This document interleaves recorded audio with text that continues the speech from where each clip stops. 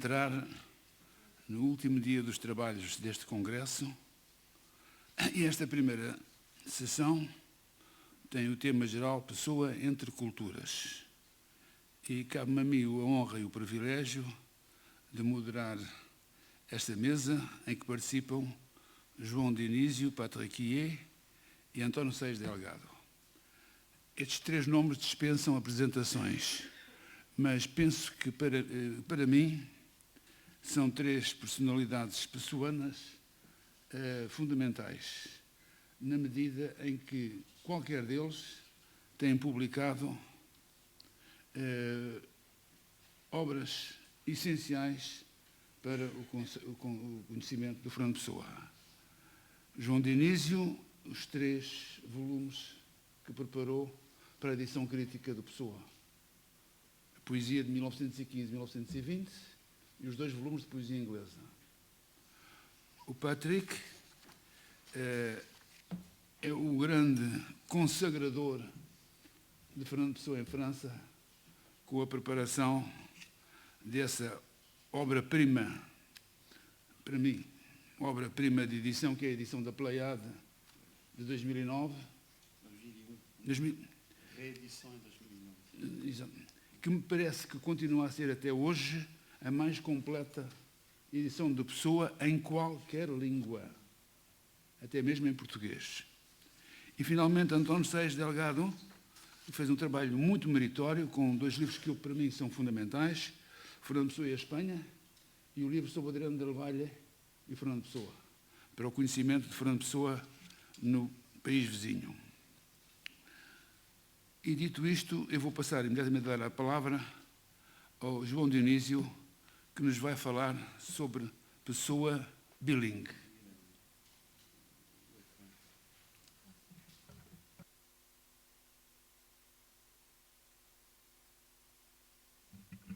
Muito bom dia. Eu espero estar a ser ouvido. Bem, gostaria em primeiro lugar de fazer um agradecimento pelo convite que me foi dirigido para colaborar neste encontro. É para mim um enorme privilégio fazer parte de uma mesa de que fazem parte os meus colegas e ser presidida por um pessoano da estirpe do Dr. José Blanco. Gostaria também de pedir desculpa por, devido a compromissos previamente assumidos, ter tido de estar nos últimos 2 dias no Porto e, portanto, não ter podido presenciar os trabalhos deste Congresso. O multilinguismo poético pessoano pode ser visto numa perspectiva de escala, dizendo respeito ou ao conjunto global da obra ou a textos pertencentes a esta obra. Em relação ao conjunto da obra, se o restringirmos aos textos publicados em vida, o bilinguismo fica patente na circunstância de, além do que publicou em português, Pessoa ter circulado em inglês através de opúsculos ou do poema Meantime, que veio a lume num dos últimos números de The Athenaeum, revista onde colaboraram Thomas Hardy, T.S. Eliot, Catherine Mansfield, Virginia Woolf, entre outros. Esta bifurcação linguística encontra-se em conformidade com a sua declaração "A real man cannot be, with pleasure and profit, anything more than bilingual." A este propósito, pode pensar-se numa divisão funcional do uso das línguas por pessoa, de maneira a tomar o inglês como veículo especializado da exploração de assuntos moralmente sensíveis, designadamente homoeróticos. E isto é um pouco a tese de Mário Cesarini no livro O Virgem Negra. Mas uma divisão demasiado marcada nestes termos significaria ignorar o nível conceptual alto da sonetística inglesa, de Pessoa, ou a pulsão orgíaca de Campos, ou ainda referências a êxtase sexual no livro do Desassossego. Se passarmos da escala da obra globalmente considerada para a escala dos seus elementos constituintes, enquanto textos publicados, uma percepção funcional pode talvez reconhecer 3 tipos de papéis. Um é o papel paratextual, que pode ser ilustrado na organização do livro Mensagem, através de separadores escritos em latim, concebidos para evocar uma espécie de solenidade ritual iniciática. Quanto aos papéis textuais, podem identificar-se pelo menos 2. O primeiro torna explícito o recurso a outra língua enquanto corpo estranho. Trata-se de casos de empréstimo e citação, visíveis, por exemplo, no uso de estrangeirismos marcados por itálico na ode triunfal. É o caso do verso, entre outros, Notícias à la caisse, Grandes Crimes, um de uma série que constrói uma paisagem verbal cosmopolita e internacional. Sob a forma de uma ampliação do estrangeirismo vocabular, temos o recurso expresso a texto alheio, ou citação, podendo mencionar-se neste ponto a reprodução de parte da canção de marinheiros que Robert Louis Stevenson introduz no seu romance A Ilha do Tesouro e que Pessoa aproveita várias vezes na Ode Marítima como evocador da vida a bordo filtrada por memória de leituras.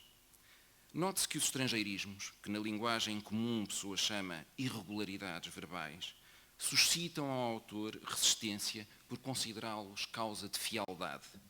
E passa a citar: ou o leitor os pronuncia bem aos estrangeirismos, e está falando outra língua em meio do português, isto é, está falando duas línguas ao mesmo tempo, ou os pronuncia mal, e se dá o mesmo caso, com ainda maior fialdade. Sobre a aparente superação desta fialdade na linguagem poética, direi alguma coisa mais adiante. Ainda dentro dos papéis textuais, é reconhecível um outro papel, onde a presença da língua estrangeira, mais do que ser percebida como corpo estranho, invade o leitor como se tratasse de uma contaminação disseminada.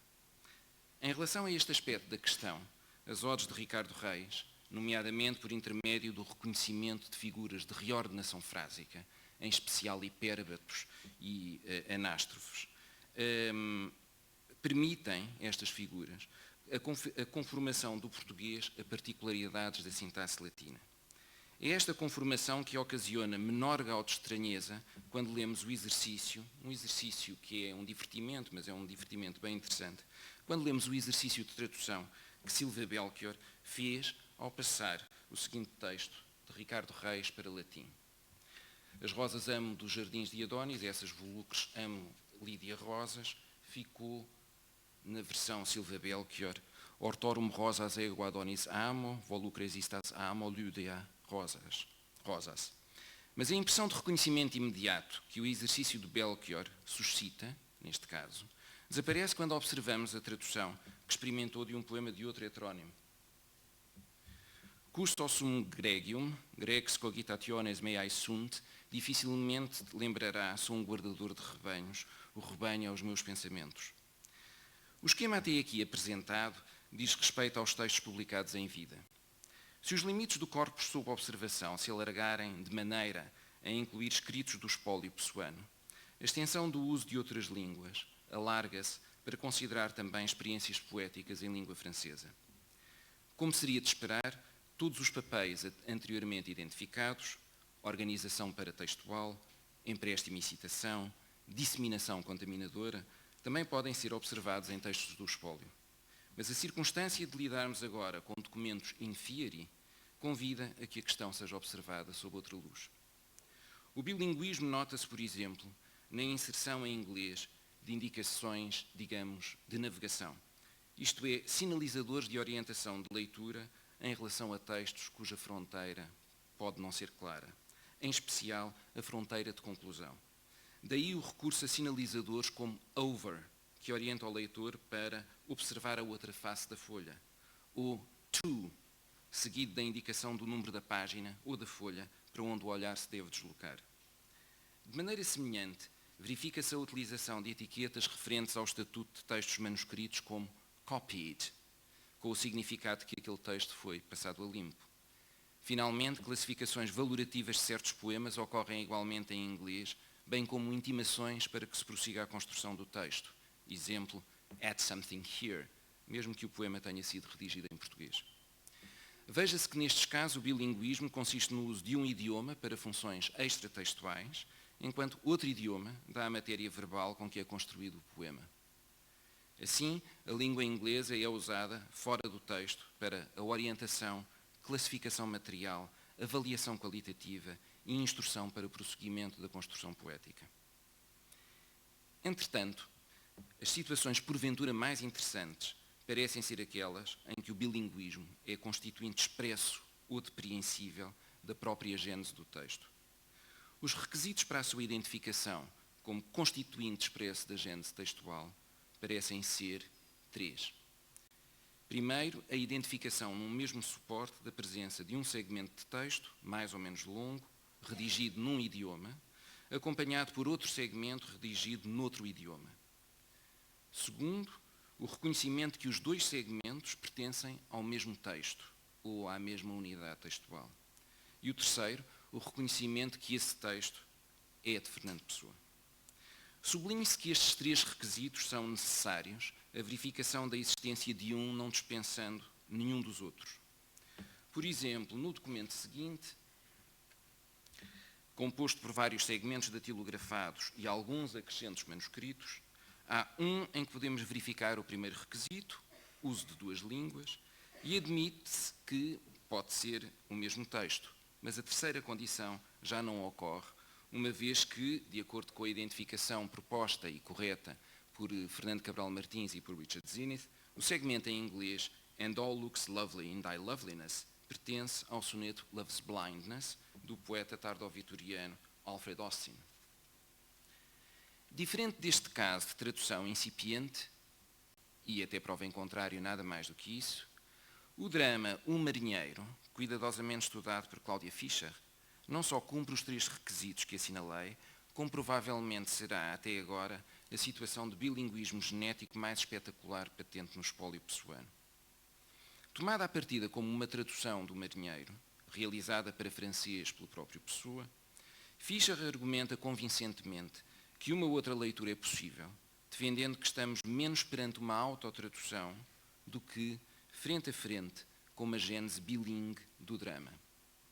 A análise dos materiais do espólio relacionados com o drama estático Le Matelot sugerem que Pessoa, à semelhança do que fez Oscar Wilde com a Salomé, redigida originalmente em francês, procurou, também ele, Pessoa, fazer o seu drama estático na esteira de leituras de Maeterlinck.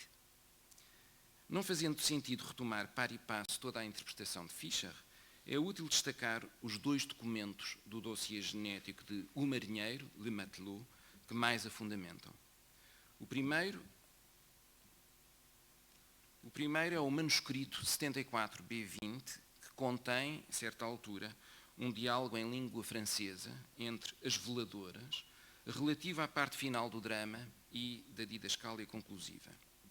E essa parte do documento diz o seguinte: Il est humain et convenable que nous prenions une, e Pessoa depois elimina une, substituindo por uma alternativa na entrelinha superior, chacune son, attitude de tristesse, continua na linha, e depois, surpreendentemente, uma alternativa que é inserida na entrelinha inferior é redigida não em francês, mas em português. A sua postura servil de tristeza, e depois o texto conclui-se com veilleuse. Já no outro documento, 74B22, um trecho mais longo permite evidenciar como se dá a passagem da escrita linear em francês para a escrita linear em português e não o contrário. Eu não vou ler o texto por razões óbvias e passo a fazer uma síntese de alguns aspectos comuns e de um particular neste último documento quando comparado com o anterior. Em ambos estes documentos se observa como parte da intervenção em português se relaciona com momentos de revisão que, embora se materializem na interlinha superior ou inferior, e não na linha, parecem ser de natureza imediata, instantânea. Isto é, ocorrem na mesma fase de escrita em que Pessoa se serviu do francês, não aparentando por isso pertencer a uma campanha de revisão. De resto, a tinta usada nos 2 idiomas é a mesma. A particularidade do segundo documento, este, é que entre a fala que começa peut-être e a fala seguinte, que se inicia com o apelo não faleis mais, o português deixa de ser a redação alternativa para passar a constituir a redação na linha, mas também a variante nos momentos em que a pessoa mostra insatisfação com o que começou por escrever. Por outro lado, do ponto de vista material, é visível que tanto a alternativa à fala que se inicia com peut-être, como o desenvolvimento já em português da fala seguinte, correspondem, neste segundo documento, a uma campanha de escrita diferente daquela a que diz respeito à redação anterior, em francês. E tanto as zonas diferentes, estes 2 blocos, como a indentação no segundo bloco, como particularidade particularidades da escrita evidenciam que se trata de duas campanhas de redação. A análise do dossiê genético de que fazem parte estes dois documentos leva Fischer a incluir Pessoa no grupo daqueles autores que, sendo bilíngues, se envolvem num, e passo a citar, processo de escrita literária que, após começar numa língua, transitará para outra mediante uma autotradução que se transforma numa criação.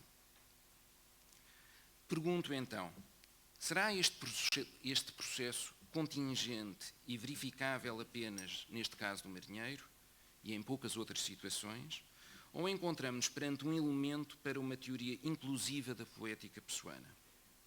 Embora as cautelas académicas de Fischer não permitam desenhar de maneira precisa a sua posição nesta matéria, a generalização por ela sugerida quanto ao trânsito genético, uma primeira língua, autotradução para uma segunda língua, sequência de criação, e o facto de se referir no resumo deste trabalho ao, cito, translinguismo patente na obra de Pessoa, indiciam que, pelo menos, a intenção de testar uma eventual teoria inclusiva não lhe será estranha.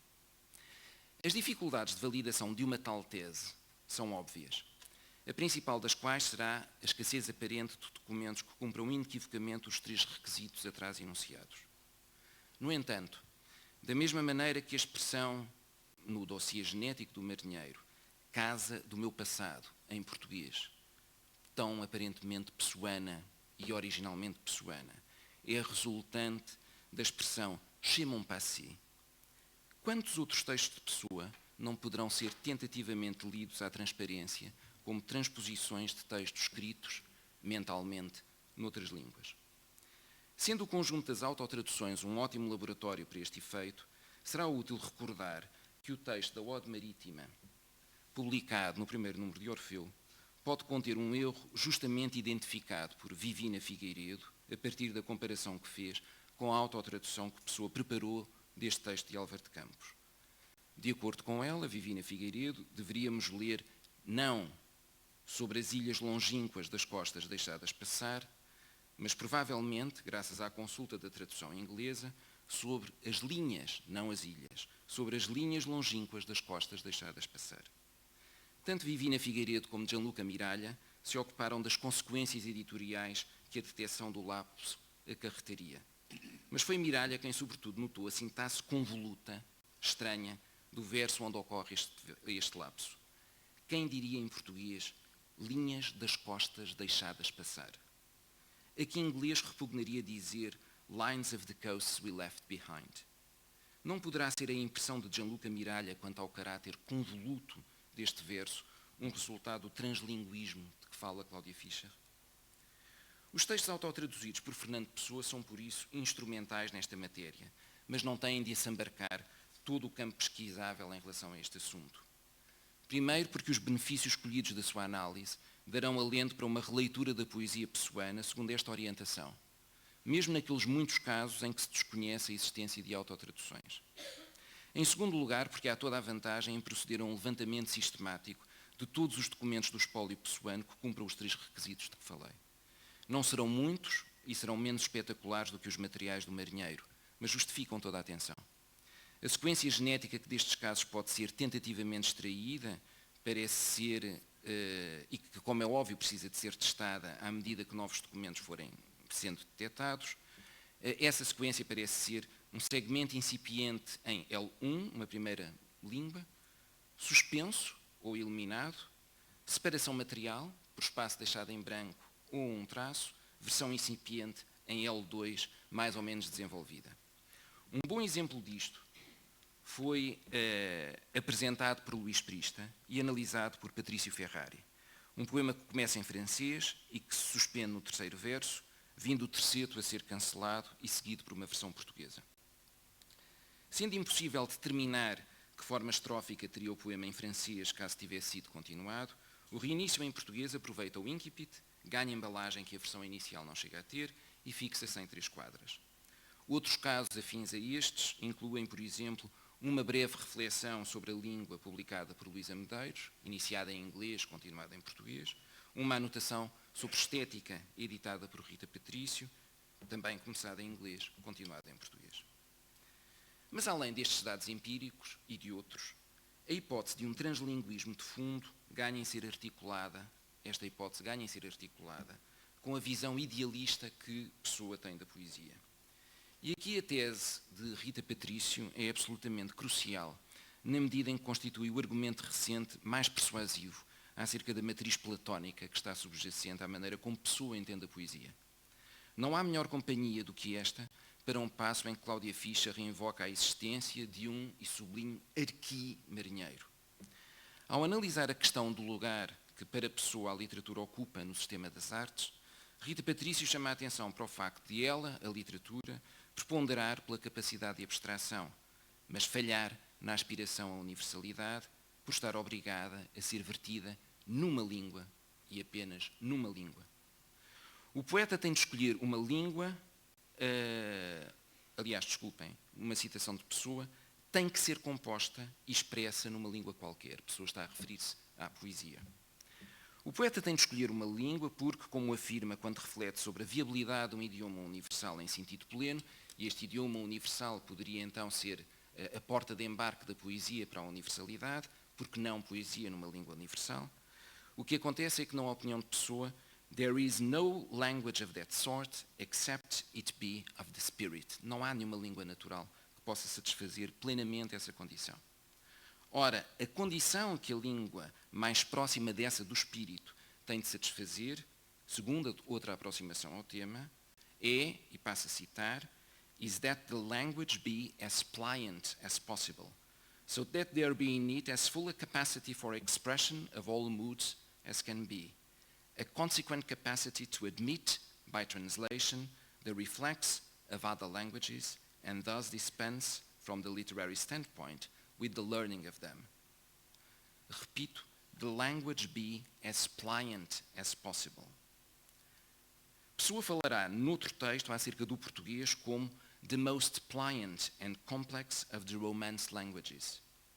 Este caráter dúctil terá a ver com a disponibilidade das regras gramaticais da língua natural para serem conformadas ao que o autor pretende dizer. Por isso, numa citação bem conhecida, diz Pessoa que é legítimo violar as mais elementares regras da gramática, quer no estilo expositivo, quer no artístico, se com isso a ideia ganha clareza ou firmeza, ou a frase se enriquece o seu conteúdo de sugestão.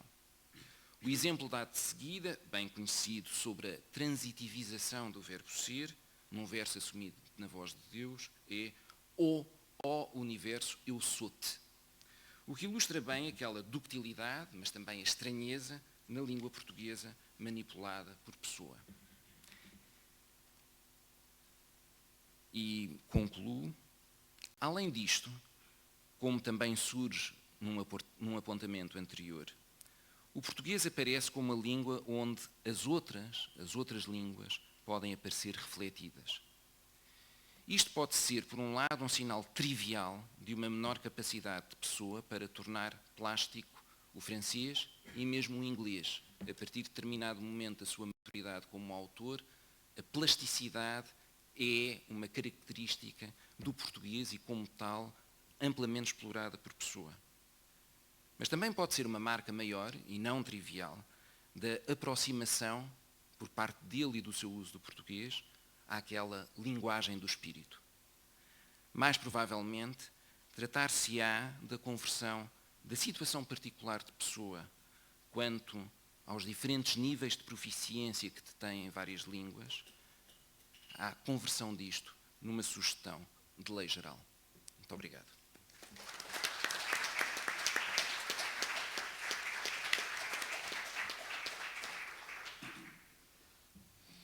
Muito obrigado, professor João Dionísio, por esta excelente comunicação de uma grande originalidade. Eu penso que é a primeira vez que este tema é tratado.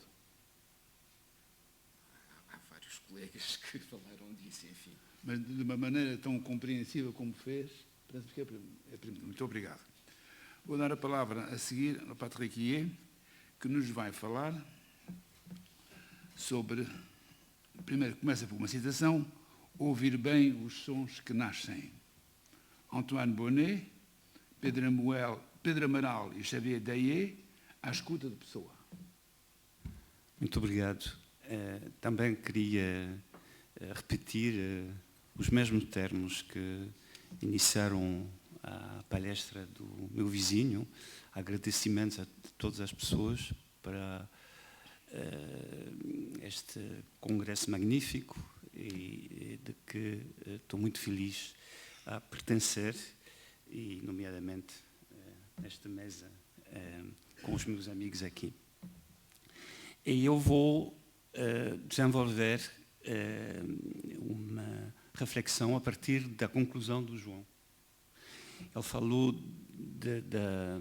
da preocupação pela pessoa, da linguagem do espírito e, de certo modo, o que os compositores a que vou me referir, o Antoine Bonnet, mas vai ser muito rápido, o suíço Xavier Daillet e o português Pedro Amaral, trabalharam em criações próprias a partir da obra de Fernando Pessoa e, no fundo, o que me interessa não é propriamente pessoa entre culturas, mas seria mais pessoa entre práticas criadoras, entre artes.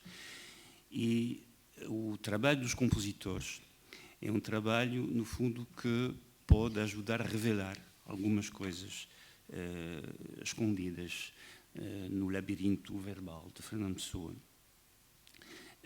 Queria referir-me na introdução a um verso cerebérrimo da Múmia, que foi comentado nomeadamente pelo José Gil, que é o seguinte: as paredes vibram-me sentido. Mais uma frase de síntese um pouco estranha, que é interpretável da maneira seguinte: sem se mexerem, as paredes vibram-me sentido. Ou seja, há algo que vem das paredes, parecida a uma vibração, e esta vibração propaga algum sentido, que não se sabe bem o que é. A partir daí vou apresentar a minha reflexão. Vou começar por alguns prolegômenos teóricos para permitir ajudar como é que eu vou me deslocar nos exemplos das composições que foram inspiradas pela Pessoa aos compositores que já nomeei. E estes prolegômenos teóricos são 4. Primeiro, tem que se fazer uma distinção entre o que é acústico e o que é acusmático. Eu vou resumir rapidamente essa distinção. O que é acústico é precisamente o que se propaga através do ar, pelo meio das vibrações, e que se consegue ouvir fisicamente. O que é acusmático é uma espécie de som que não se pode identificar no ar, na realidade, mas que não passa de ser um som ouvido interiormente, ou seja, por um terceiro ouvido, digamos assim. Eu não vou desenvolver isto, trabalhei há anos sobre estas noções, nomeadamente a partir de 2 poemas de Apollinaire, cujo título é Acusmata. E a ligação entre os modernismos, neste caso o francês e o português, mais uma vez é significante, relevante, porque, no fundo, a preocupação do Apollinaire em relação àquela dimensão acusmática, ou seja, de um som que não se realiza de maneira objetiva, mas que existe na mente do sujeito, digamos assim, também se encontra em Fernando Pessoa e muitas vezes. Isto é o primeiro ponto. O segundo ponto é a articulação entre o silêncio e o som. Queria me referir na teoria das pequenas percepções de Leibniz. Quando Leibniz diz que não pode haver percepção grande, isto é, as percepções normais que a gente vive, sem dentro delas haver pequenas percepções que não são quase percebidas conscientemente, ele dá exemplos que são todos exemplos de sons. O ruído do vento no arvoredo muito longe, o sussurro do rio também na distância, o sopro da respiração e até o ruído muito subtil da passagem do sangue, as têmporas. E então são temas que a gente encontra muitíssimas vezes na obra do Fernando Pessoa. Terceiro ponto, e eu vou me referir agora ao Jean Kelevitch, o filósofo, músico bem conhecido, francês, quando fala de a música como uma estratégia de podermos perceber melhor o que são as aparições e desaparições. Eventos, acontecimentos que aparecem desaparecendo, o que desaparecem aparecendo. E isto também vê-se muito em Fernando Pessoa. Enfim, o quarto ponto teórico é o facto que, eu não vou entrar em pormenores, mas na versão escrita vai ser muito mais pormenorizado, é o facto que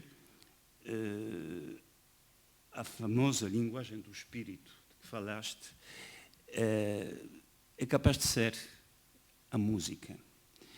Bem sei que o Pessoa não ia a concerto, bem sei que as referências à música erudita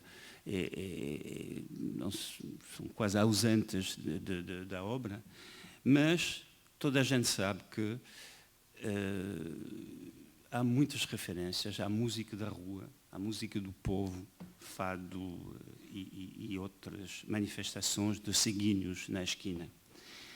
E eu acho que a música em Fernando Pessoa é uma língua antes das línguas, que precede as línguas.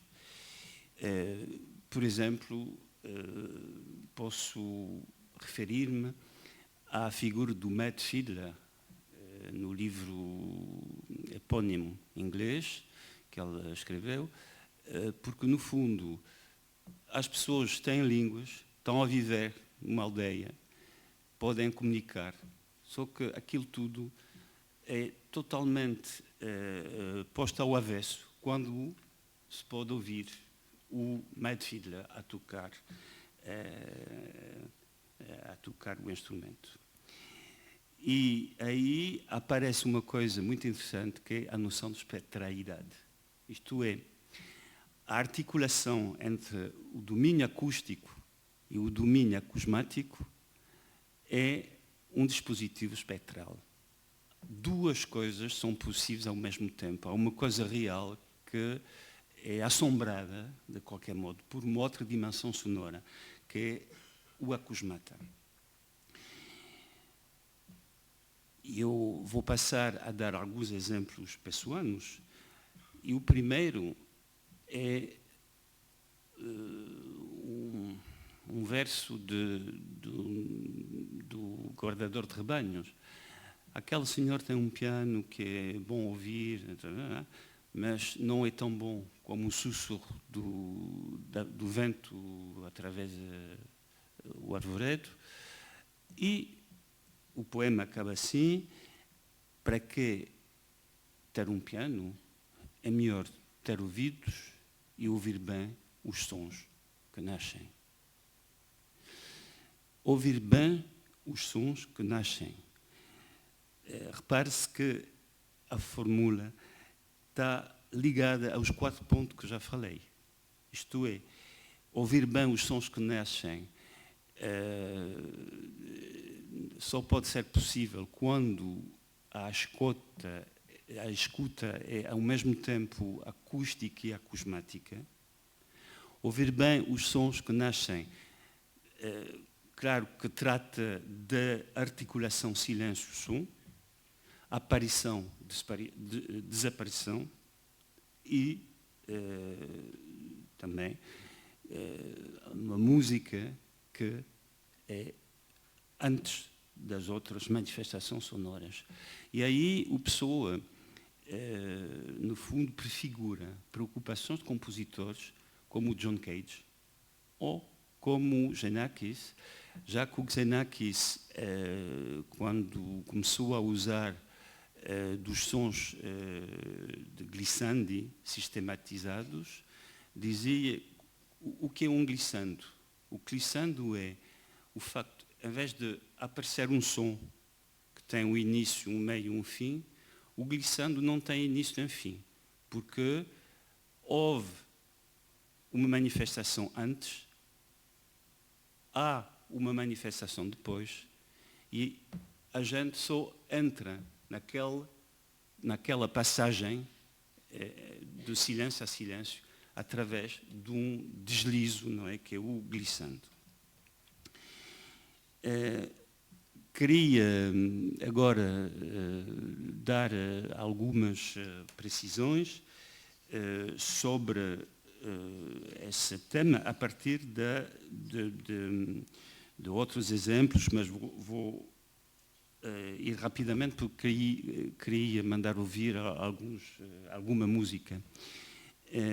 Por exemplo, o famoso sino da minha aldeia diz isto: e é tão lento, para já soa, cada tua badalada soa dentro da minha alma.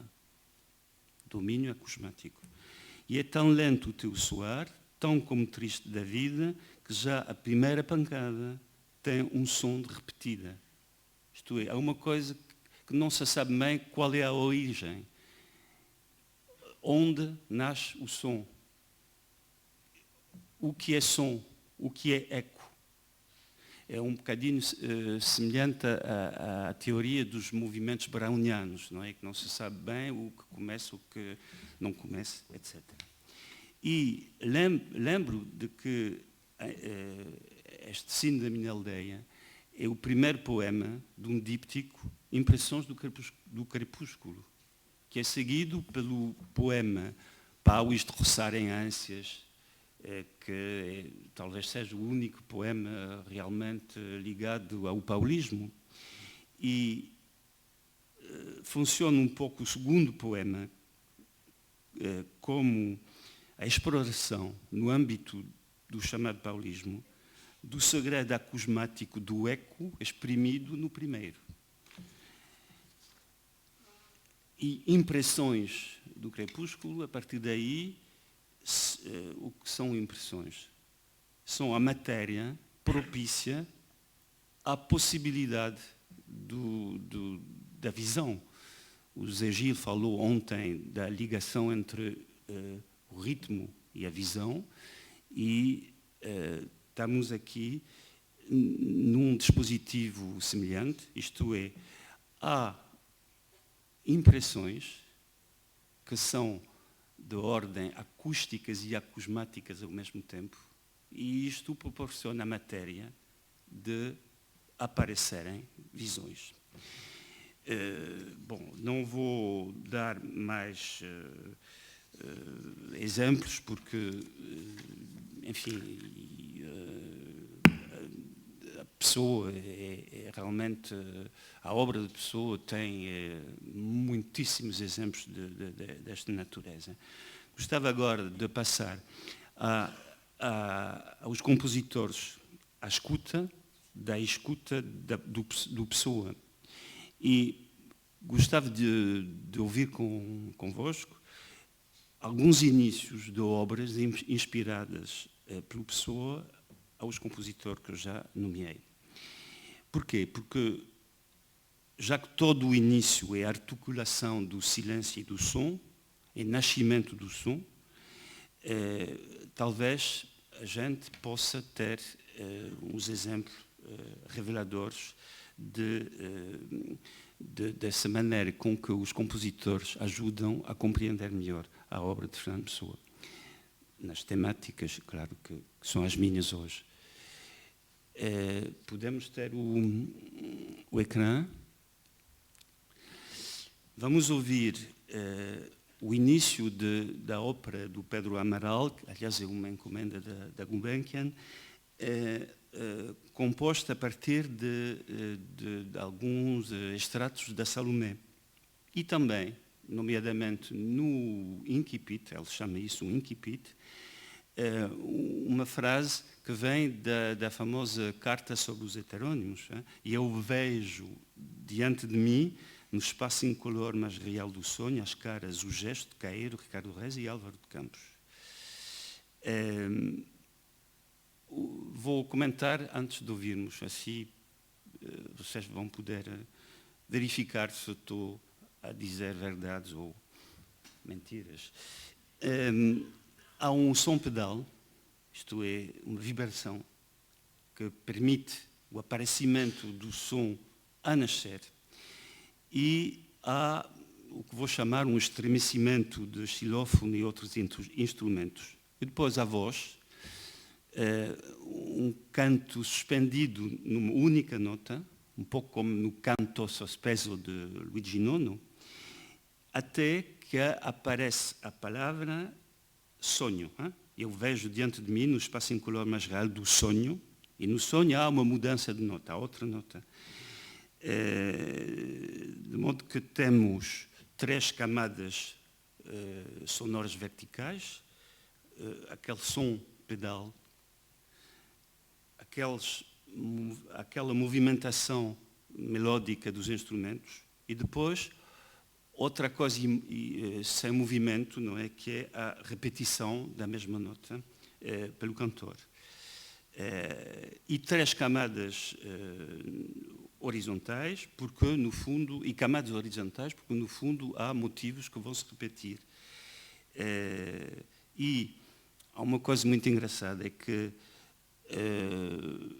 temos entre a primeira nota repetida no canto e a segunda o intervalo de 3 tons, o que se chamava na música medieval o diabolus in musica, isto é, aquilo que vai colocar confusão numa coisa organizada. E isto é muito interessante porque só na confusão é que podem acontecer esses acontecimentos de aparições, desaparecimento. Portanto, vamos ouvir isso.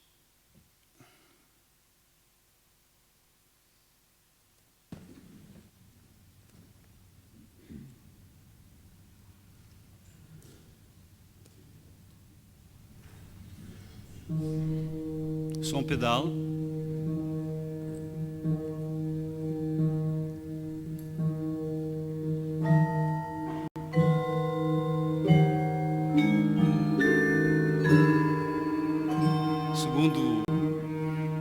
Segunda camada.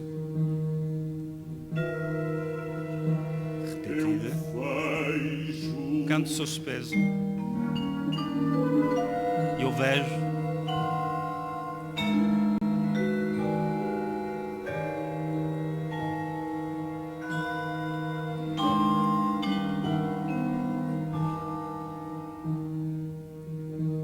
Diante de mim, no espaço incolor mas real do sonho. E o sonho, o intervalo entre a nota repetida e a segunda, é o famoso diabolus in musica. E é engraçado porque depois, quando aparecem no texto o nome do Caeiro, o nome do Reis e o nome do Campos, este espaço, vai haver melodias, e este diabolus in musica vai aparecer, por exemplo, uma vez no Caeiro, no movimento ascendente à melodia, 2 vezes sobre o nome de reis, no movimento descendente e ascendente, e 2 vezes no nome de campos, no movimento ascendente, descendente, ascendente. Portanto, podia entrar em pormenores, mas não vou, porque eu queria também ouvir convosco, antes de calar-me, tornar ao silêncio, um exemplo do Xavier Daillet. Tinha previsto mais, mas creio que não tenho tempo para fazer mais. Tenho que assinalar que houve um mestrado de filosofia em Lisboa, há uns anos, do João Daniel Guerreiro Quinteiro Lopes, intitulado Manifestação do Sujeito, Multiplicidade e do Significado de Inconsciente, em Fernando Pessoa, na ópera O Sonho, de Pedro Amaral, que é um trabalho bastante interessante para perceber melhor como é que o Pedro Amaral consegue dar de ouvir nessa língua de antes as línguas, as complexidades, as subtilezas da escuta de Fernando Pessoa. Portanto, vamos ouvir um exemplo do Daillet, porque o Daillet fez uma ópera a partir do Marinheiro, e o Daillet também tenciona, com várias formações instrumentais e corais, compor uma obra em cada dos 35 sonetos ingleses de Fernando Pessoa. E já compôs uns 10, mais ou menos. Agora, não sei qual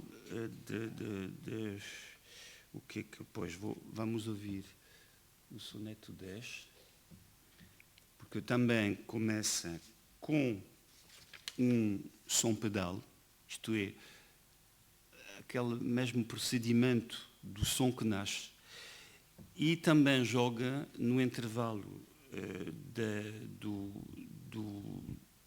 Diabolus in Musica, só que não aparece logo. Aparece primeiro uma quarta justa, que tem uma diferença de meio tom com o Diabolus in Musica, e só depois que aparece o tritom. Isto é, aquela confusão que vem baralhar, não é, as distinções, as categorias entre o real e o irreal, o real e o sonho. Enfim, aquelas coisas pessoais que a gente bem conhece.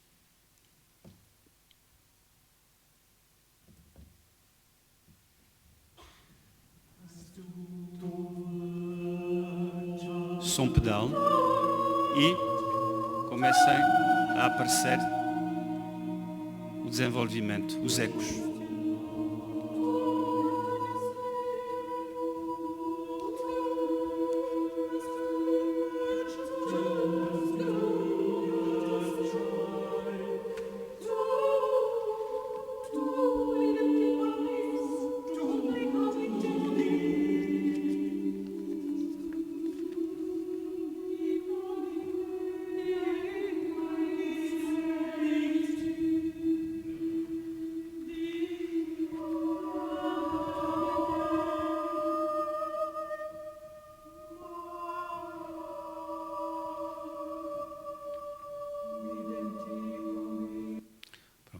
Eu vou concluir. Não falei do Antoine Bonnet, porque o Antoine Bonnet tenciona compor uma ópera sobre a heteronímia, em que cada um dos heterónimos vai cantar numa língua específica. O Cairo em russo, o Reis em italiano e aí para fora. Mas não temos possibilidade de ouvir música, portanto, no texto escrito, porque tenho acesso às páginas já compostas, vou poder desenvolver alguma reflexão.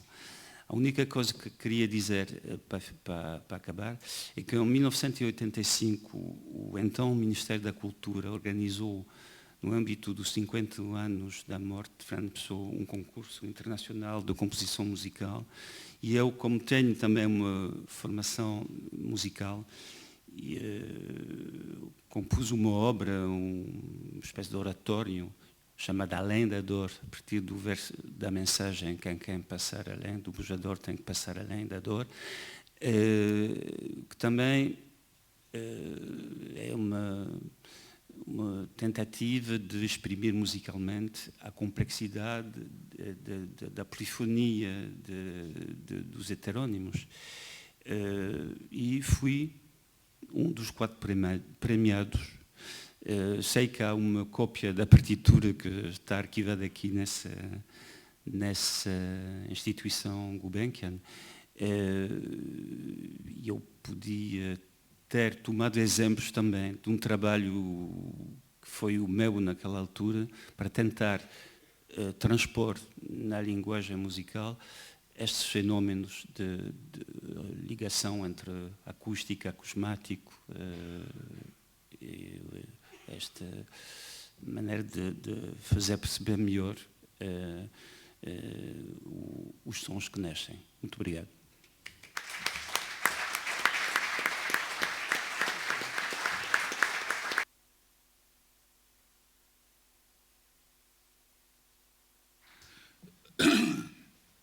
Muito obrigado, Patrick. Continuamos a vogar em grande originalidade. E vou dar a palavra, finalmente, a António Seixas Delgado, que nos vai pôr ao corrente das suas últimas investigações e descobertas em relação ao Fernando Pessoa em Espanha. Muito obrigado. Muito bom dia a todos. Antes de mais, queria muito rapidamente agradecer o convite para estar aqui ao António Cardielo, ao Pedro Sepúlveda, a Mariana Gray de Castro e, como não, a Clara Risso. É sempre um prazer estar aqui. Eu hoje vou falar sobre um assunto que tem a ver com a recessão de Fernando Pessoa, que é um tema que me tem preocupado muito ao longo dos tempos, mas sobre um aspecto específico dentro deste âmbito da recessão, que é a recessão de Pessoa nos tempos imediatamente posteriores à Guerra Civil Espanhola, que é um espaço que tem sido, digamos, talvez abandonado, entre aspas, ou que não tem merecido a atenção que sem dúvida eu penso que deve merecer no âmbito deste trabalho de recessão. Muito rapidamente poderia dizer que a recessão de Fernando Pessoa em Espanha, essa cultura tão próxima e tão distante ao mesmo tempo da cultura portuguesa, essa recessão poderíamos dividi-la facilmente em 3 grandes fases, em 3 períodos. O primeiro seria a recessão de Fernando Pessoa durante o tempo de vida do escritor, até 1935. O segundo seria a recessão de Pessoa nos anos imediatamente posteriores à morte do escritor, nos anos 40, fundamentalmente nos primeiros anos 50, e uma terceira fase, que seria já a fase de consolidação da figura de Pessoa, viria a partir de 1957, com a primeira tradução do grande lusitanista espanhol Ángel Crespo. En 1957 traduciu os poemas de Alberto Caeiro. En 62, Octavio Paz fez aquela grande antologia de Fernando Pessoa, digamos, que constitui a consolidação do poeta no polissistema ou no âmbito da língua espanhola. Se tivéssemos de reducir a recessão que Fernando Pessoa teve en Espanha durante o seu tempo de vida em 4 ou 5 eventos fundamentais, repararíamos rapidamente com uma situação que me parece muitíssimo interessante do ponto de vista das relações culturais entre os 2 países e que vou tentar resumir muito rapidamente. A primeira vez que encontramos o nome de Fernando Pessoa en Espanha é en 1915 e tem a ver, como é natural, com a divulgação da revista Orfeu. E encontramos as principais referências a essa revista e a Fernando Pessoa na Galiza, no norte de Portugal. 2 anos máis tarde, en 1917, encontramos pela primeira vez o nome de Fernando Pessoa numa revista literaria española. Española entre aspas, encontramos ese nome numa revista publicada en Barcelona. En 1923 encontramos já as primeiras traduções de Fernando Pessoa para espanhol. Foram feitas por um poeta ultraísta, um vanguardista espanhol, Rogelio Buendía, e foram publicadas em Huelva. Huelva, para quem que não esteja familiarizado com a geografia espanhola, é a província, a parte de Espanha, mais no sul, colada ao Algarve. Quero dizer, a primeira recessão de Fernando Pessoa desenha um mapa completamente de periferia no contexto de Espanha. Temos a Galiza, temos Barcelona e temos Huelva. E poderíamos perguntar, e o que aconteceu com a Espanha, com o grande mito de Castela? O que aconteceu com Madrid? Onde estava Madrid? Para onde que estava a olhar Madrid durante o tempo de vida de Fernando Pessoa? Esa resposta tem muito rapidamente un nome propio, que é o nome de Miguel de Unamuno, non é? O grande constructor do mito de Castela, do mito castelán. Miguel de Unamuno podería ter sido o grande receptor, o grande mediador de Fernando Pessoa. Recebeu cartas e livros de Mário de Sá Carneiro en 1913, en 1914, recebeu en 1915 aquela carta moito provocativa, aquela carta provocación de Fernando Pessoa con o envío da revista Orfeu, mas non custa moito imaginar cual sería a cara de espanto de Miguel de Unamuno no seu gabinete de reitor da Universidade de Salamanca ao receber esa carta provocación de Fernando Pessoa. De facto, as preocupacións de Unamuno eran outras moito diferentes. Unamuno estaba preocupado non con modernismo, mas con eternidade, digamos así, e, por tanto, non respondeu simplesmente a aquelas mensaxes. Que é verdade que, digamos que os estudos tradicionais, e cando digo tradicionais, quero dizer até final do século XX, se me permitiren, sobre a recesión de Fernando Pessoa en España, colocaban o primeiro texto de Fernando Pessoa publicado en España en 1928, e este sim en Madrid. Unha publicación moito minoritaria chamada Almanaque para as Artes e as Letras de 1928 publicou en Madrid, agora sim, un poema de Fernando Pessoa, o poema Pierrot Bébado, que tiña aparecido antes en Portugal Futurista, e un poema que apareceu en portugués, que apareceu sen tradução. Durante moito tempo, os primeiros estudosos da obra de Fernando Pessoa en España atribuíron esa recesión, esa publicación do poema de Fernando Pessoa en España á mediación dos autores da grande geración de 27 en España. Era natural, o poema aparece en 1928, aparece en Madrid e aparece no contexto dunha publicación onde aparecen moitos dos grandes nomes desa xeración. É, de facto, a única publicación que existe onde encontramos o nome de Pessoa e encontramos o nome de Federico García Lorca. É a única, non a máis. Mas o que é verdade é que esa aparición de Fernando Pessoa en 1928 nese almanaque para as artes e as letras non teve como mediadores culturais a ningún poeta da xeración de 27. Isto é un mito que foi construído, digamos, pelos primeiros mediadores ou receptores ou estudiosos de Fernando Pessoa en España, mas non temos factos que comproben esa realidade. O que sí é unha realidade que aquela grandísima xeración de poetas españois, Salinas, Cernuda, Guillén, Alexandre, Dámaso, todos eles, nos anos 20 e nos anos 30, quer dizer, antes da guerra de España, prácticamente non olharon para Portugal. Infelizmente non se interesaban pela literatura portuguesa.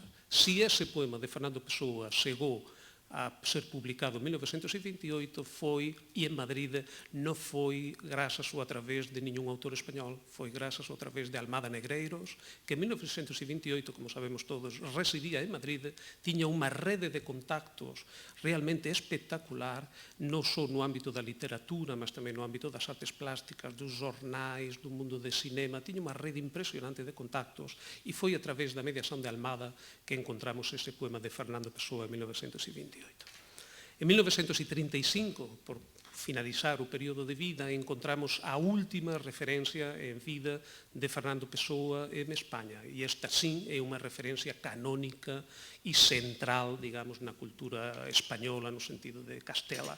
E é unha referencia que aparece na canónica Enciclopedia Espasa-Calpe, española, onde en 1935 faz un breve panorama da literatura portuguesa actual e refere o nome de Fernando Pessoa como o grande mestre da xeración de presenza. Por tanto, é, digamos, o final feliz dentro do tempo de vida Pessoa, o final feliz, se me permitiren, desa extraña e desa complexa recesión nos tempos de vida, nos anos de vida de Fernando Pessoa. O que é que acontece nos anos 40? Nos anos 40 vamos encontrar un panorama completamente diferente, porque aquí sí que vamos ver a Madrid, e cando digo Madrid, quero dizer Madrid no sentido oficial do termo, no sentido, tamén se me permitiren, imperialista do termo, vamos ver a máquina de Madrid a funcionar nesta recesión, e son estas novidades que eu trago hoxe aquí para partillar con todos no ámbito dunha investigación máis que está en marcha, digamos, que ainda non acabou e con a cual espero continuar. Até agora, os estudos sobre a recesión de Pessoa en España, que eran os estudos literarios como os estudos de historia da tradución, colocaban dois factos, dois eventos fundamentais nesta recesión. O primeiro acontece en 1946. É moito coñecido por todos, ten a ver coa primeira publicación de unha breve antoloxía de Pessoa en español. En 1946, un profesor da universidade, naquela altura chamada Universidade de Madrid, Joaquín de Entrambas Aguas, publica un folleto breve de 38 páxinas, se non estou en erro, en que publica unha breve antoloxía de poemas de Fernando Pessoa sen tradución, na lingua original, mas con un prólogo, con un prefacio crítico que revela algún interese. En 1948, 2 anos máis tarde, un poeta e crítico de Zaragoza, aragonés, portanto, Ildefonso Manuel Gil, irá publicar aquele que é, de facto, o primeiro ensaio crítico sobre a obra de Fernando Pessoa en España, nun libro intitulado Ensaios sobre poesía portuguesa. Estas son, digamos, os picos, son os pontos máis importantes desa recesión. Mas o que nunca se tiña estudado, e ese é o obxecto da investigación que estou a desenvolver neste momento, é o contexto cultural, e cando digo cultural, quero tamén dizer ideolóxico, do ámbito literario en que se desenvolveron estes contactos. Porque o que é unha realidade é que o contexto en que encontramos toda esta recesión de Fernando Pessoa nos anos 40 está moito contaminado dunha dimensão ideolóxica, que vou tentar demostrar con algúns factos, algúns deles até agora descoñecidos. Todos sabemos que a guerra española, aquela chamada guerra civil, se é posible ese sintagma, a guerra española decorre entre 36 e 39, e a partir de 39, digamos que unha esmagadora maioría dos grandes nomes da cultura e da literatura española abandonan España e van parar para os máis diversos países, para México, Estados Unidos, Puerto Rico, para França. Quer dizer, encontramos unha cultura española completamente escindida, completamente quebrada, dividida. Encontramos dúas culturas españolas. Unha é a cultura da diáspora, a cultura española espallada pelo mundo, e outra é a cultura española que fica, que permanece en España, que se transforma de alguma maneira na cultura oficial, a cultura que convive con os primeiros anos do regime de Franco, que son aqueles que a crítica actual considera como os anos do fascismo en España até 46, 47 pelo menos. Son tempos evidentemente complexos, porque vamos a encontrar estas dúas culturas con velocidades completamente diferentes, non já con intereses ou con paradigmas estéticos e ideolóxicos completamente diferentes, mas con velocidades tamén diferentes.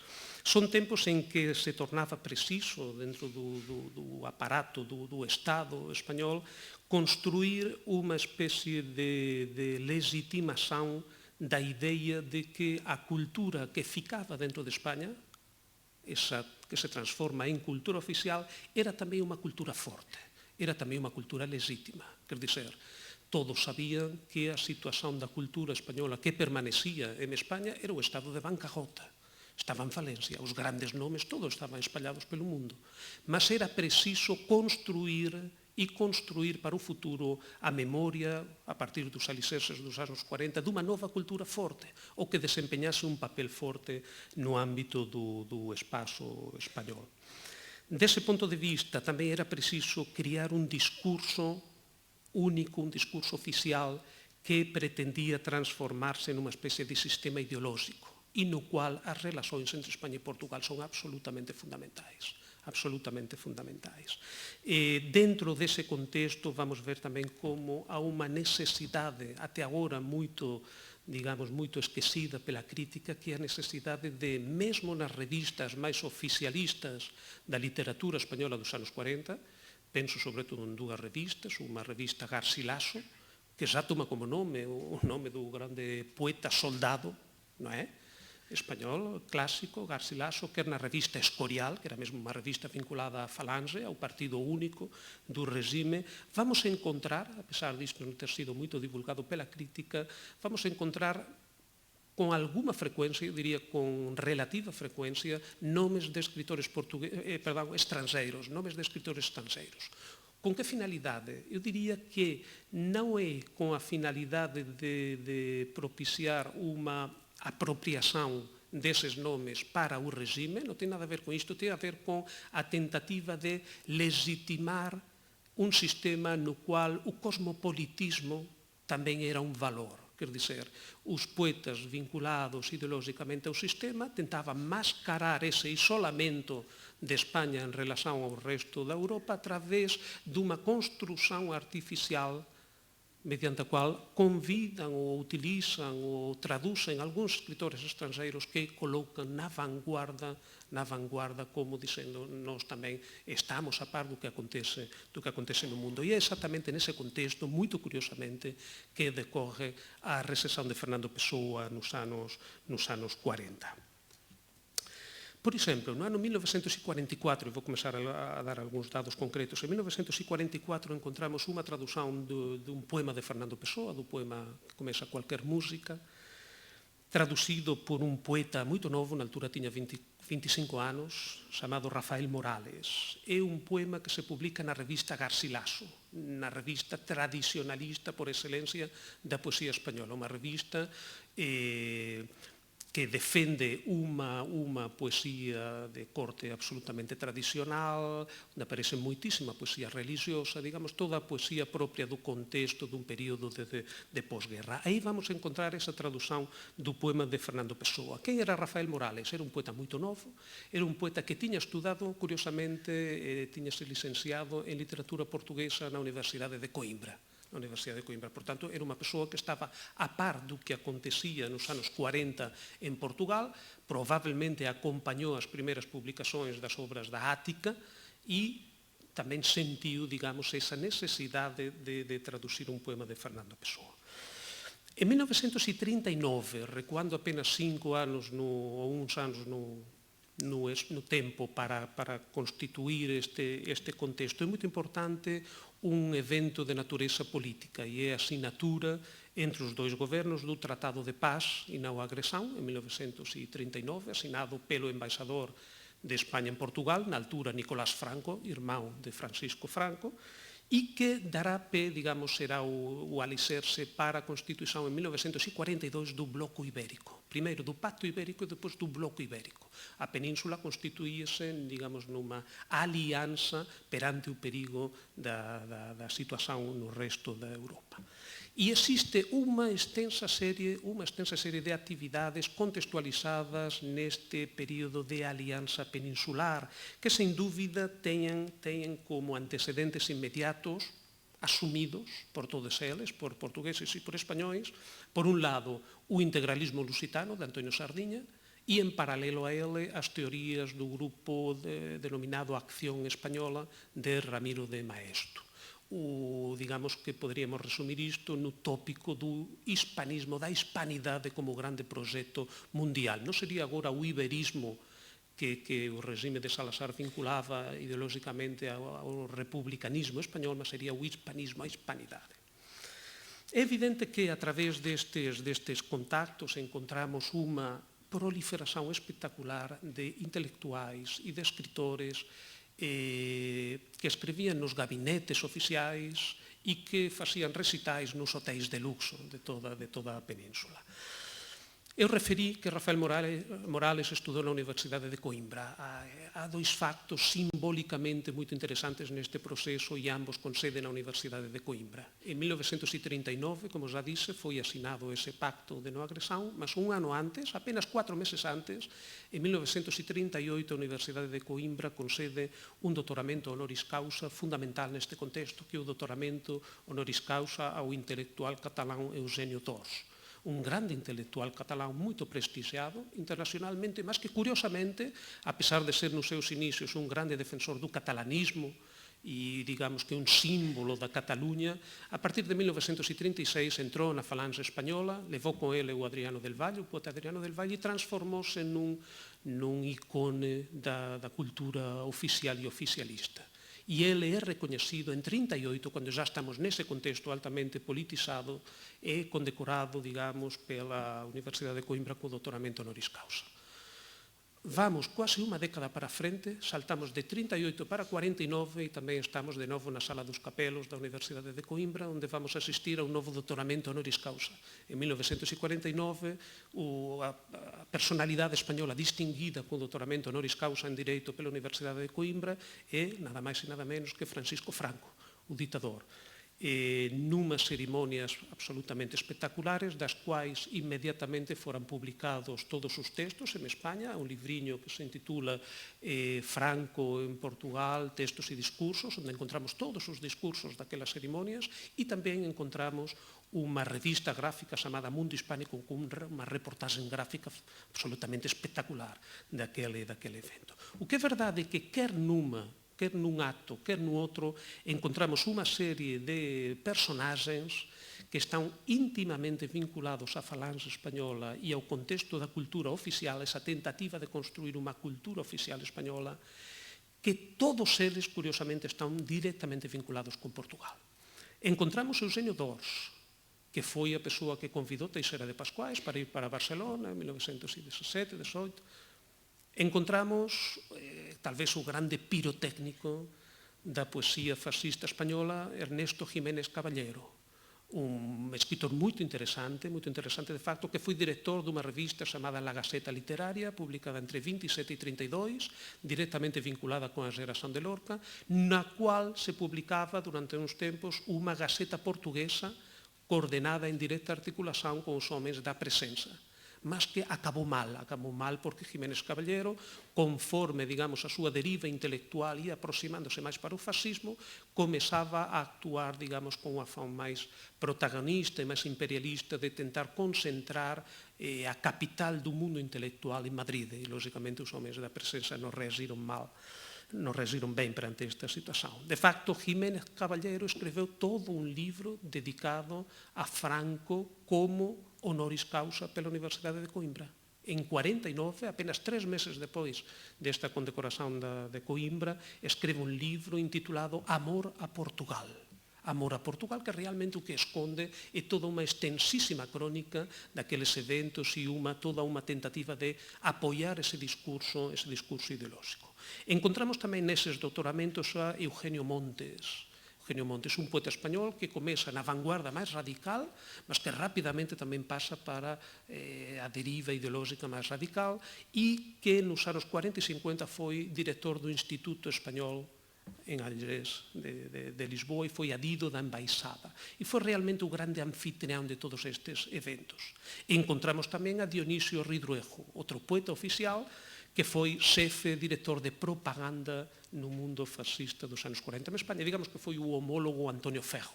E aquí acabo de pronunciar un nome que é fundamental neste panorama. Antonio Fejo foi, sin dúbida nenhuma, o grande, digamos, animador de todos estes contactos e unha figura omnipresente. Nem imaginan a cuantidade de viaxes que fez, con un grande beneficio cultural, sin dúbida alguma, un intercambio oficialista cultural impresionante naqueles anos entre España e Portugal. Vou xa directamente apenas para referir 3 ou 4 eventos fundamentais, algúns deles descoñecidos até agora. Sabíamos, por exemplo, que en 1946, exactamente no ano en que aparece a primeira antoloxía de Entre ambas aguas pessoana en España, en 1946 levase a cabo unha leitura no Museo das Janelas Verdes de 3 poetas españois: Adriano del Valle, Gerardo Diego e José García Nieto.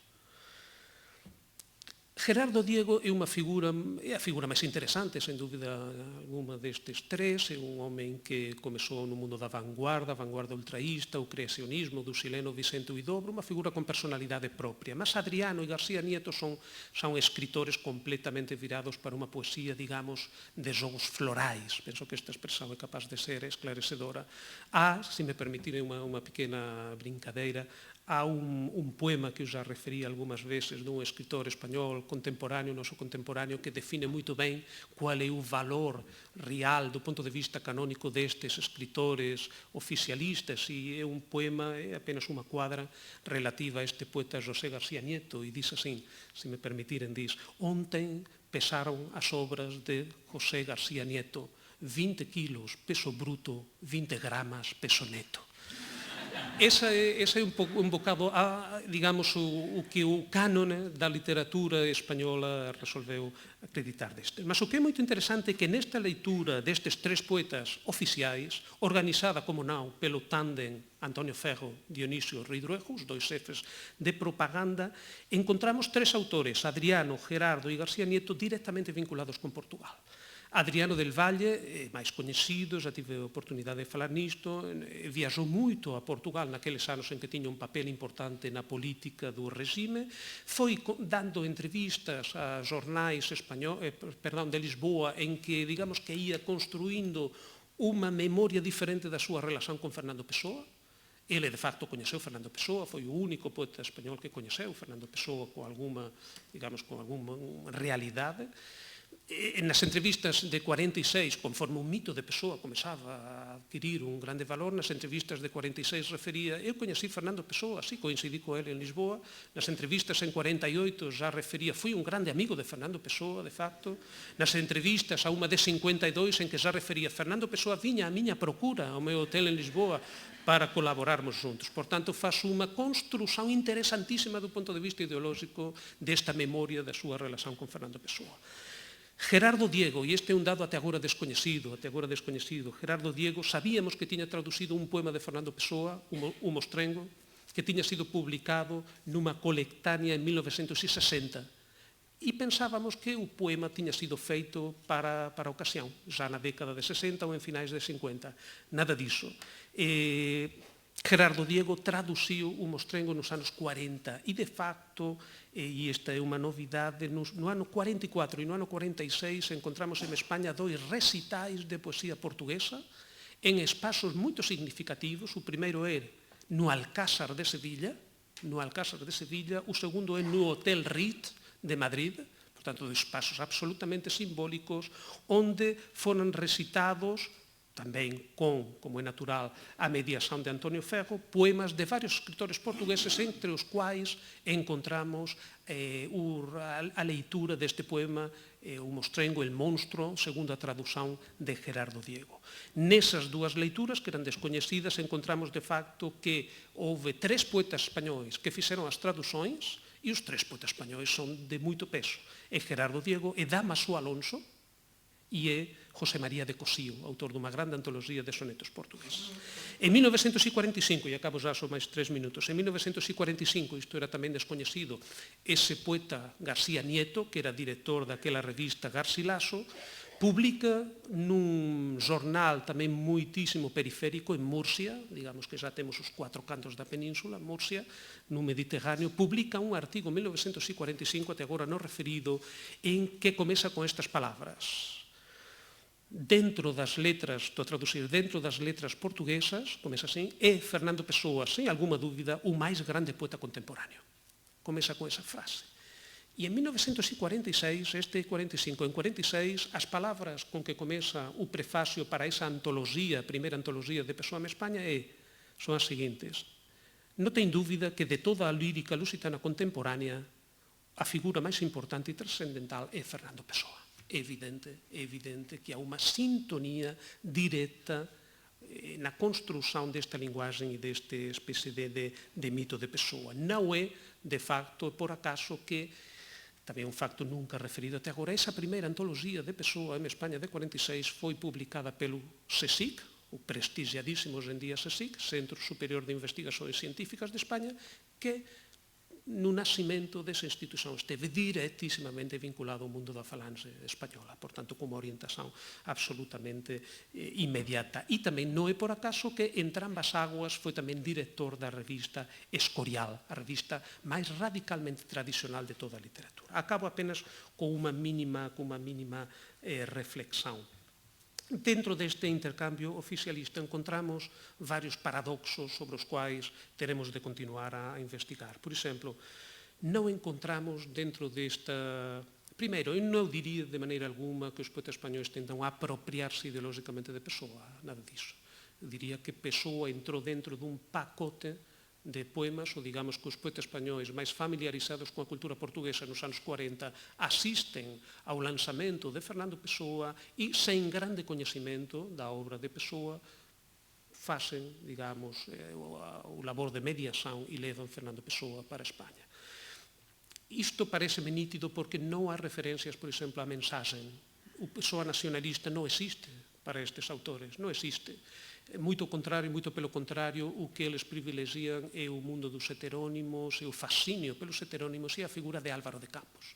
E como é posible poetas absolutamente oficialistas, tradicionalistas, poetas de xogos florais encontraren en Álvaro de Campos o aspecto máis interesante da obra de Fernando Pessoa. Sin dúbida que houve probablemente un descoñecimento, ou talvez, por que non, se temos en conta as palabras de José Carlos Mainero, un grandísimo especialista na literatura española neste período, que define que en 1945 e 46 comeza unha especie de nova liña de fuga na literatura española para fugir desa dimensón fascista e, por que non, probablemente teremos de continuar a investigar por que non poderíamos situar a aparición de o aparecimento de Fernando Pessoa neste contexto. Moito obrigado.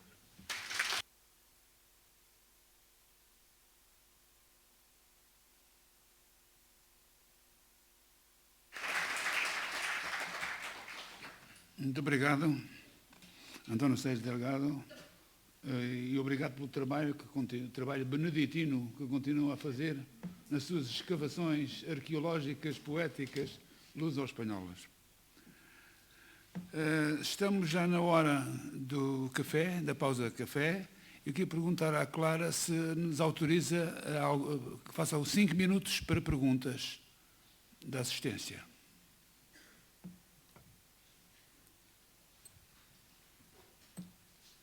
Eu queria agradecer, acho que foi de facto uma sessão magnífica, queria agradecer a todos os participantes e queria fazer 2 perguntas. A primeira para o João Dionísio, relativamente à questão do multilinguismo ou do translinguismo,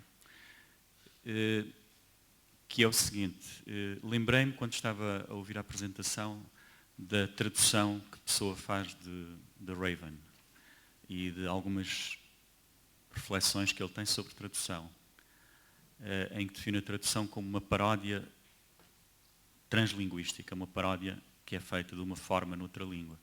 E no caso de The Raven isso é muito visível, por exemplo, no modo como ele transpõe a prosódia do original para o português, combinando com uma prosódia portuguesa, até do ponto de vista métrico, com a redondilha.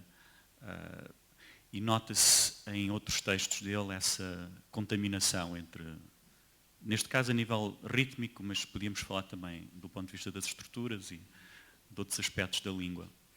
A ductilidade de que ele fala e de que o João Dionísio falou não terá a ver também com essa composição múltipla, ou seja, não virá, essa ductilidade no português não virá também do trabalho que ele faz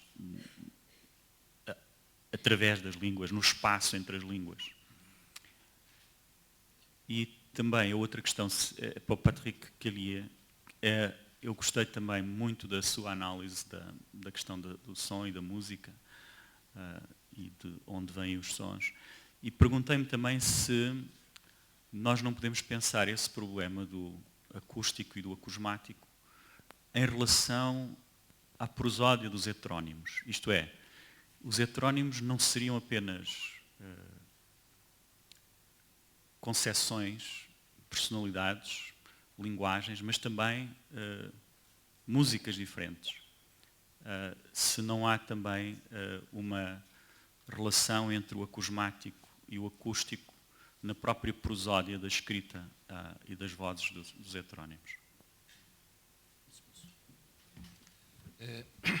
Obrigado pela pergunta. Eu serei brevíssimo. A resposta à pergunta parece-me ser afirmativa, e se por acaso dei a entender que a posição de Pessoa, quando está a refletir sobre a alegada ductilidade do sistema linguístico português, é uma posição passiva de quem está na assistência e escolhe como se tratasse de um desfile na passarela de candidatos ao sistema linguístico mais dúctil e pega-se num, e a partir daí o resto acontece. Essa é uma impressão completamente errada e muito distante daquilo que eu pretendia transmitir, e até por isso agradeço a orientação da questão.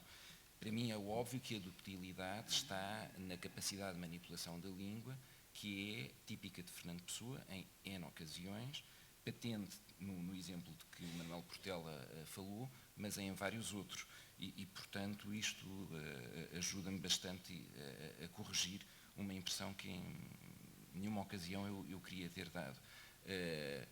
Quando Fernando Pessoa fala da ductilidade da língua, ele está a falar da ductilidade que ele empresta à língua enquanto autor. E, enfim, de maneira sintética, era aquilo que eu poderia dizer nesta ocasião. Obrigado. Obrigado. E eu concordo consigo. Eu vou só, talvez, desenvolver um bocadinho. É óbvio que cada maneira de lidar com os versos nos heterónimos é singular. Os ritmos, os jogos de recorrências sonoras são efetivamente diferentes em Caeiro, Reis, Campos, Pessoa, ortónimo. E seria também interessante incluir os poemas em inglês e os poemas em francês neste quadro. E eu creio realmente que são motores fundamentais da construção de cada voz. Isto é, além de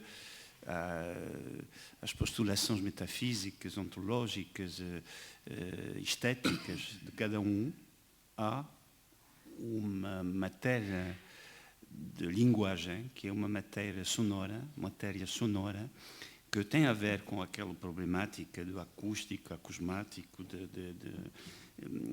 que falei, e que vão dar para a construção do mundo conceitual e do mundo que vai pertencer à visão.